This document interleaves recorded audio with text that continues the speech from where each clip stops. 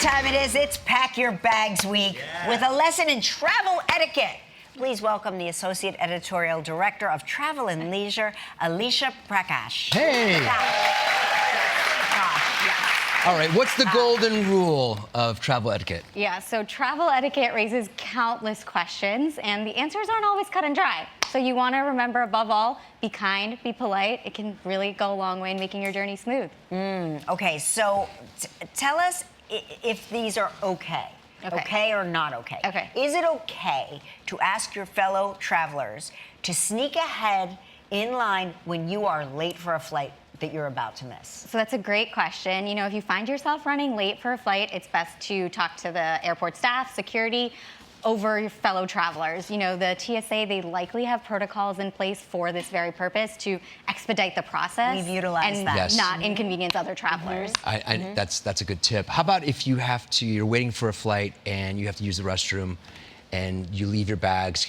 Should you ask someone to watch your bags while you go? Yeah, so unless you're traveling with someone you know, this is generally not advised. Right. You know, it can put your fellow travelers in a difficult situation. Right. They have to say no, they get stuck watching your luggage for an undetermined amount of time. And there's literally a message over the loudspeaker saying, do not leave Exactly. Yeah. Transportation authorities, you know, they do warn that they'll confiscate bags if left unattended, so for that reason as well. How about asking someone to switch seats with you?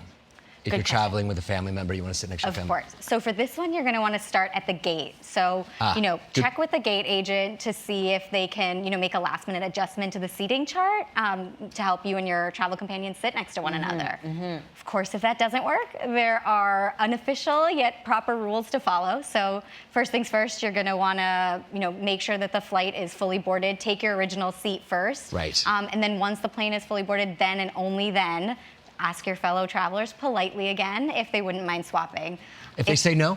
If they say no, you don't want to put up a fight, don't argue. Escalating the situation really doesn't help anyone. And after all, they paid for their seat too, so. Right. So what about, these are things I read stories about in the newspaper all the time, reclining the seat.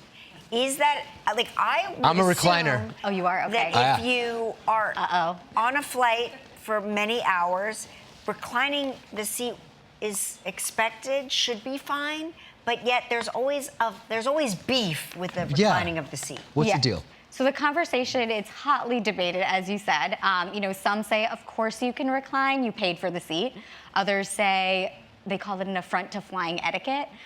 So, you know, it depends. A good rule of thumb is recline enough just to get yourself comfortable. Okay, I do that. I just edge it a little encroaching bit. too much on the other person's We can all personal agree, space. though, reclining nowadays is you're seated pitched forward. Yeah. And when you recline, you're actually sitting upright.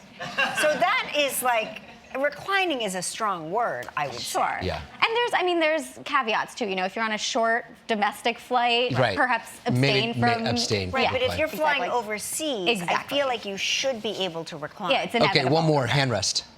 If you're in the middle seat, you absolutely have claim to both, no questions. Got it. All right. Thank you, Alisha. And Travel and Leisure.